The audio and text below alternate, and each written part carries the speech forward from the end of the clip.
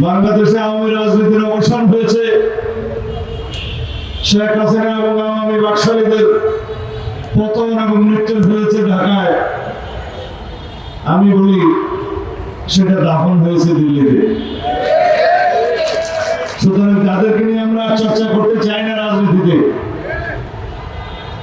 তবে আমাদেরকে ভালো রাজনৈতিক চর্চা করতে হবে, ভালো গণতান্ত্রিক রাজনৈতিক সংস্কৃতির প্রতিষ্ঠা এবং চর্চার মধ্য দিয়ে আওয়ামী বাকশালীদের অরাজনৈতিক সংস্কৃতিকে বিলুপ্ত করতে হবে। আওয়ামী রাজনীতির চিরতরে কবর রচনা করতে হবে।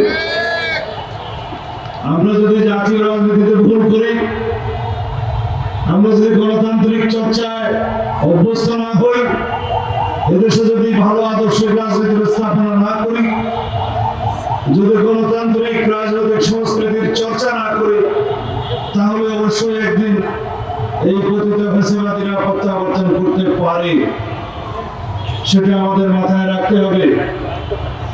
এদেশের মানুষের গণ অভ্যুত্থানের মধ্য দিয়ে শত সহস্র শহীদের রক্তদানের মধ্য দিয়ে যে প্রত্যাশা এবং আকাঙ্ক্ষা ব্যক্ত হয়েছে, সেই প্রত্যাশা এবং আকাঙ্ক্ষা হচ্ছে এই দেশ একটি শক্তিশালী গণতান্ত্রিক রাষ্ট্র নির্মাণ হবে। এই দেশের মানুষ বৈষম্যমূলক কোন রাষ্ট্র ব্যবস্থা চায় না। এই দেশের মানুষ সমস্ত গণতান্ত্রিক এবং রাজনৈতিক সমস্ত সাংবিধানিক অধিকার ভোগ করবে, সেই প্রত্যাশা ব্যক্ত হয়েছে। আমরা যদি জন প্রত্যাশা এবং জন আকাঙ্ক্ষা পূরণ করতে ব্যর্থ হই, ভবিষ্যতে যারা রাষ্ট্র পরিচালনা করবে তারা যদি ব্যর্থ হয়, এই দেশে আবার ফ্যাসিবাদী রাজনীতির উৎপাত এবং উৎপত্তি হতে পারে।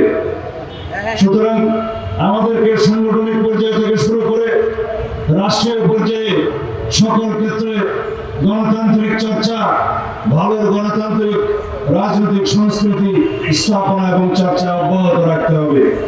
তার মধ্য দিয়ে একদিন আমরা এই দেশ প্রকৃতপক্ষে মুক্তিযোদ্ধাদের স্বপ্নের বাংলাদেশ প্রতিষ্ঠা করতে পারব। তার মধ্য দিয়ে আমরা 2024-এর ছাত্র গণ অভ্যুত্থানের আকাঙ্ক্ষা এবং প্রত্যাশাকে প্রতিষ্ঠা করতে পারব, শহীদের রক্তের মর্যাদা রক্ষা করতে পারব। আমি 1950 সালের কথা বলি, যেদিন যে দলের নেতৃত্বে ভারত পাকিস্তান স্বাধীন হয়েছিল, যে দলের নেতৃত্বে এই ভূখণ্ডে মুসলিম লীগের নেতৃত্বে পাকিস্তানের নামক রাষ্ট্রের সৃষ্টি হয়েছিল, কিন্তু 1950 সালে সেখানে বিভক্তি দেখা গেল।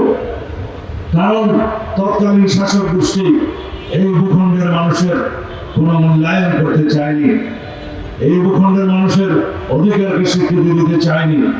তার মধ্য দিয়ে এই 1952 সালে শহীদ মিনারে যেখানে আমরা দাঁড়িয়ে আজকে কথা বলছি, সেই 1952 সালের ভাষা আন্দোলনের সৃষ্টি হলো, যার মধ্য দিয়ে বাংলাদেশের স্বাধীনতার মূল সূত্র এবং ভিত্তি স্থাপন হলো। আমরা আজকে সেখানে দাঁড়িয়ে কথা বলছি।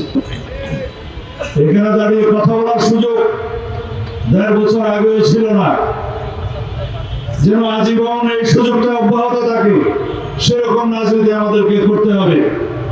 আমরা যেন গণতান্ত্রিক চর্চায় অন্য কোন রাজনৈতিক দলের অধিকারকে ক্ষুণ্ণ না করি। আমরা যেন রাজপথে গণতান্ত্রিক ভাবে প্রতিবাদ জানানোর কোন ভাষাকে স্তব্ধ করে না দিই। এই দেশটাকে যেন আমরা পুলিশের রাষ্ট্রে পরিণত না করি। সেই আকাঙ্ক্ষাই হচ্ছে 24-এর আকাঙ্ক্ষা। সেই আকাঙ্ক্ষা ছিল 1971-এর আকাঙ্ক্ষা, কিন্তু সেই 1971-এর আকাঙ্ক্ষাকে ধূলিসাৎ করে দিয়েছিল শেখ মুজিবুর রহমান এবং তৎকালীন আওয়ামী লীগ, পরে বাকশাল। আমরা আশা করি 71 হয়ে যে 1990-এর আমরা পাটাতন সৃষ্টি করতে পেরেছিলাম সামরিক শাসন বিরোধী আন্দোলনে, সেই আন্দোলনে আমিও একজন ছাত্র দলের কর্মী ছিলাম এবং ছাত্র আন্দোলনের স্বৈর শাসন বিরোধী ছাত্র আন্দোলনের একজন কর্মী হিসাবে আমরা সেই সংগ্রামে যুক্ত ছিলাম। 1990-এর পরের ইতিহাস আমরা সবাই জানি। দেশনেত্রী বেগম খালেদা জিয়ার হাত ধরে বাংলাদেশে সংসদীয় গণতন্ত্র রচনার ইতিহাস।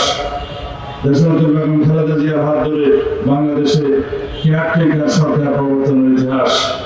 তারপরে বাংলাদেশে 2001 সালে আবার গণতান্ত্রিক চর্চা শুরু হয় কিন্তু ব্যাহত হয় দেশি বিদেশি বিভিন্ন ষড়যন্ত্রের কারণে। 1/11 সৃজন হয় বাংলাদেশের গণতন্ত্রের 12টা বাজে। তারপরে সেই 1/11 পরের থেকে 2024 পর্যন্ত দীর্ঘ 17 বছর ফ্যাসিবাদ বিরোধী গণতান্ত্রিক সংগ্রামের মধ্য দিয়ে অজস্র রাজনৈতিক কর্মী এবং সাংবাদিক সহ সমাজের সকল শ্রেণী পেশার মানুষের রক্তদানের মধ্য দিয়ে আমরা আজকে এই জায়গায় মুক্ত অবস্থায় দাঁড়িয়েছি।